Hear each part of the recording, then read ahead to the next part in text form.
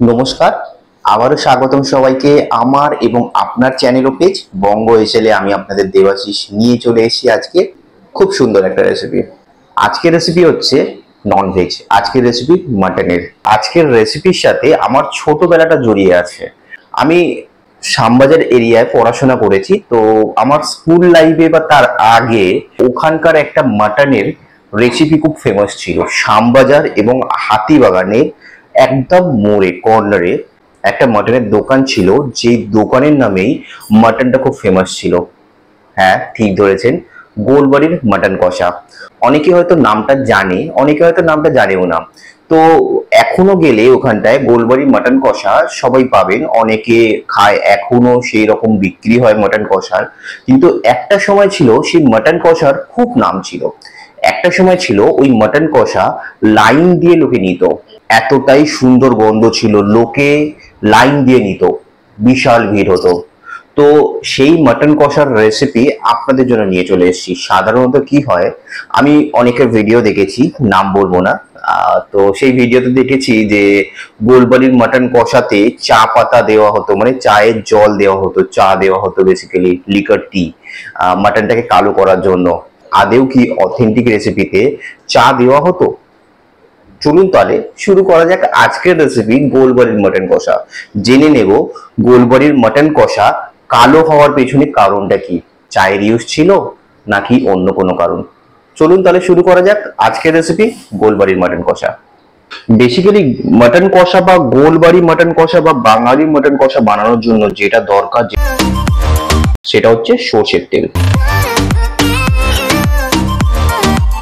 তো তেলটা গরম হয়ে গেছে। প্রথম ক্রাইটেরিয়াতে আমরা কি করব, তেলটাকে গরম করব। গরম করার পর আমরা এর মধ্যে চিনি অ্যাড করব। চিনিটা কি করবে, আমাদের যে পেঁয়াজটাকে আমরা ভাজবো, পেঁয়াজটাকে ক্যারামেল করবে। খুব ইম্পর্টেন্ট পয়েন্ট, মাথায় রাখবেন, মাটনের কষা বা যে কোনো কষা আইটেমে চিনিটা অ্যাড করা খুব ইম্পর্টেন্ট। তেজপাতা এবারে দিয়ে দেবো এর মধ্যে, পেঁয়াজ।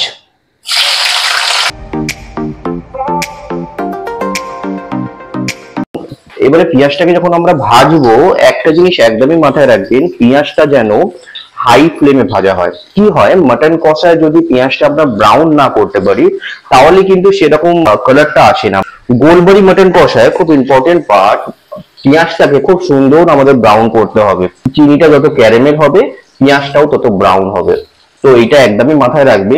এই অবস্থায় আমরা কি করব, এর মধ্যে সামান্য পরিমাণে নুন অ্যাড করব। নুনটা কি করবে, পেঁয়াজ থেকে জলটাকে রিলিজ করাবে আর খুব তাড়াতাড়ি ক্যারামেল হয়ে যাবে।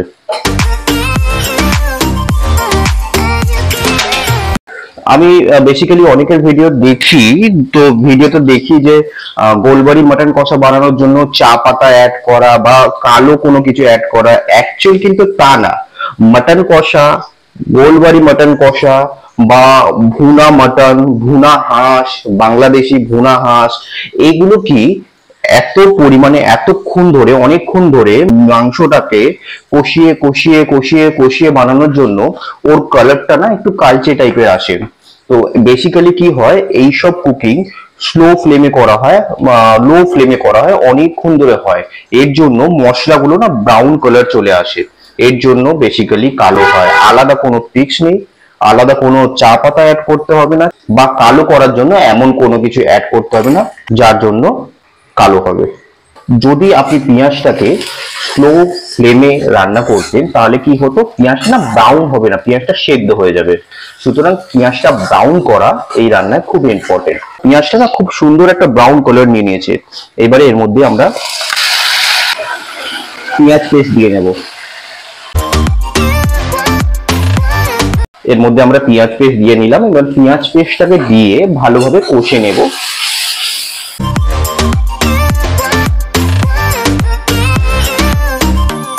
এবারে আমরা কি করব, এর মধ্যে আমরা আদা রসুনের পেস্ট দেব, দিয়ে ভালোভাবে একটু কষে নেব যতক্ষণ না আদা রসুন পেস্টের স্মেলটা চলে যায়। যদি নাও যায় কোনো অসুবিধা নেই, কারণ আমরা মাটন বানাচ্ছি, মাটনের কুকিং প্রসিডিওর, কুকিং অনেকক্ষণ ধরে হয়। সুতরাং মাটন কষতে কষতে এর স্মেলটা চলে যাবে, কোনো অসুবিধা নেই। এবারে আমরা কি করব, টমেটো ইউজ করব। দেখুন বেসিক্যালি মাটনের মধ্যে আপনি দুটো জিনিস ইউজ করতে পারেন, এক টমেটো ইউজ করতে পারেন, আর দুই যদি টমেটো না থাকে সেক্ষেত্রে আপনি দইয়ের ইউজ করতে পারেন। যদি দইয়ের ইউজ করেন এই কন্ডিশনে দইয়ের ইউজ করবেন না, মাটনটা কষে নেওয়ার পরে দইয়ের ইউজ করবেন। এবারে আমরা কি করব, এই গ্রেভির মধ্যে আমরা দেব হচ্ছে হলুদ। দেখুন হলুদের পরিমাণটা কম দেবেন, যেহেতু গোলবাড়ি মাটন কষা বানাচ্ছি। গোলবাড়ি মাটন কষার আপনার কালারটা একটু কালচে টাইপের, একটু না ভালোই কালচে টাইপের হয়। তো এবারে দিয়ে দেবো নুন। নুনটা কি করবে, নুনটা আমাদের টমেটো এবং মশলাটাকে গলতে খুব সাহায্য করবে, তার সাথে সাথে ফুডটাকে ব্যালেন্স করবে। এছাড়া দেবো ঝাল, এছাড়া দেবো একটু লাল লঙ্কার গুঁড়ো, কাশ্মীরি লঙ্কা যেটাকে বলা হয় কালার করার জন্য, দিয়ে আমরা কি করব, মশলাটাকে কষে নেব। দেখুন সাধারণত আমরা কি করি, আমরা মশলা দেওয়ার পরে, যখন আমরা কোনো খাবারে মশলা দিই, গুঁড়ো মশলা দেওয়ার পরে কিন্তু আমরা জল দিই। জলটা কেন দিই, জলটা দেওয়ার কারণটা হচ্ছে এইটা, জল দিলে মশলাগুলো পুড়বে না বা গ্রেভির কালারটা খুব সুন্দর আসবে। কিন্তু গোলবাড়ি মাটন কষাতে জলটা দেবেন না। জলটা দিলে কি হবে, আপনার মশলাটা না ওই কালচে ভাবটা আসবে না। তো একটা খুব সুন্দর ট্রিক্স আপনাদেরকে দিলাম। দেখুন প্রথম থেকেই না গ্রেভিটা একটু কালচে কালার নিয়ে এসছে, দেখুন নিয়েছে না? হ্যাঁ, এবং লাস্ট পর্যন্ত যখন মাটনটা কুক হয়ে যাবে তখন কিন্তু গোলবাড়ির মাটন কষা খুব সুন্দর একটা কালার নেবে। এইটাই ট্রিক্স বেসিক্যালি। এর জন্য কোনো আলাদাভাবে চা পাতা বা চায়ের জল ইউজ করার কোনো প্রয়োজন নেই। এই স্টেজে আমরা কি করব, এই স্টেজে আমরা মাটন ইউজ করব।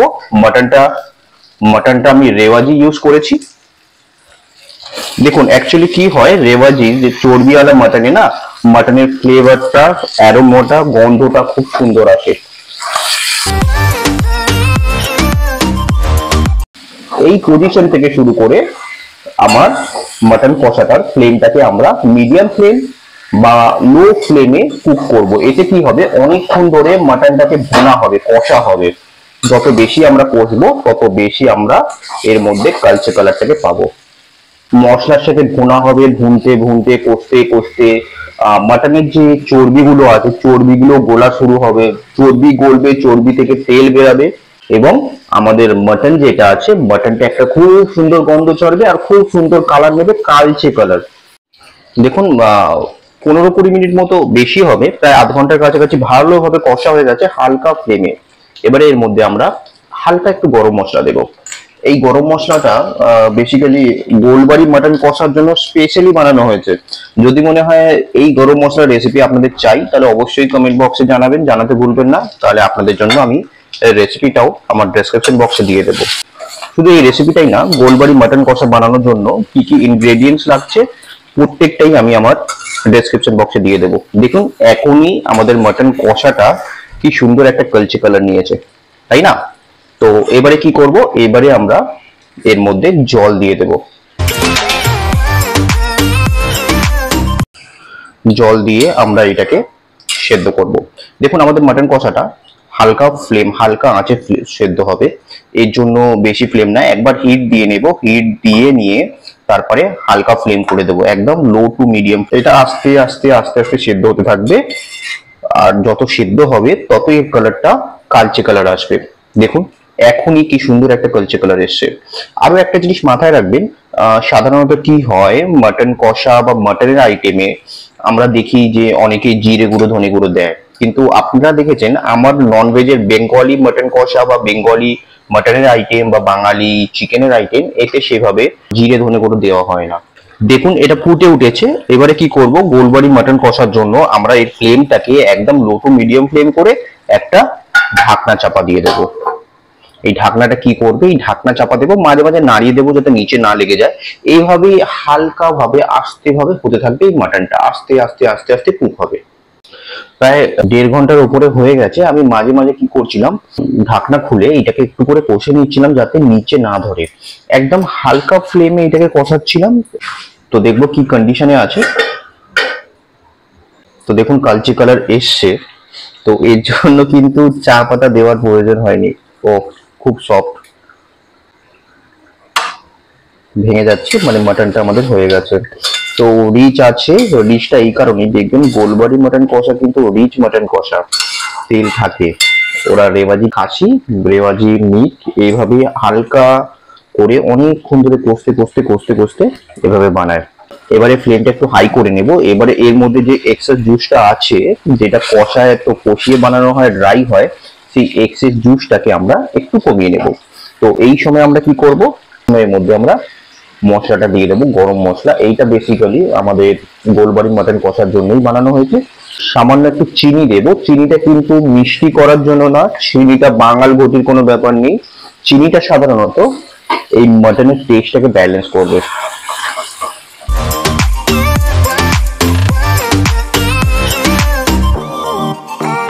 দেখুন সেই কালচে কালারটা, যে কালচে কালার আমরা গোলবাড়ির মাটন কষাতে পাই সাধারণত।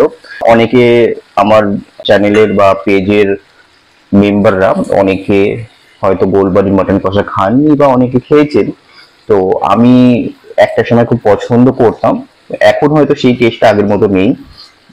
ওই কালচে কালার মাটন কষা অসাধারণ লাগতো আমার, টেস্ট, গন্ধ, স্বাদ। গোলবাড়ির মাটন কষা কিন্তু একদম শুকনো থাকে না, একটু জুস থাকে। তো এইটা আমরা এখন সার্ভ করব।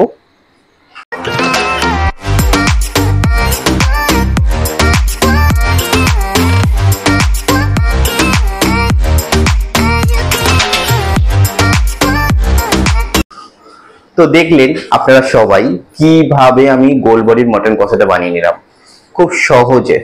তো এখন আপনারা অবশ্যই বুঝতে পারলেন যে মাটন কষা, গোলবাড়ির মাটন কষা কালো হওয়ার পিছনে চায়ের কোনো ভূমিকা নেই। যে শেফ বানিয়েছিলেন, যে রাঁধুনি বানিয়েছিলেন, সে কোনোভাবেই এক্সপেরিমেন্ট করার জন্য চা ওর মধ্যে ডালেনি। সুতরাং এইবার থেকে যদি গোলবাড়ির মাটন কষা বানান, তাহলে অবশ্যই চায়ের ইউজ করবেন না। তো এইভাবে খুব সহজে আপনি গোলবাড়ির মাটন কষা বানিয়ে নিতে পারেন। চলুন তাহলে দেখা হবে পরবর্তী ভিডিওতে খুব সুন্দর একটা রেসিপির সাথে। অবশ্যই এই রকমের রেসিপি আপনাদের কেমন লাগছে সেটা জানাতে ভুলবেন না। চলুন তাহলে দেখা হবে পরবর্তী ভিডিওতে খুব সুন্দর একটা রেসিপির সাথে। Thank you.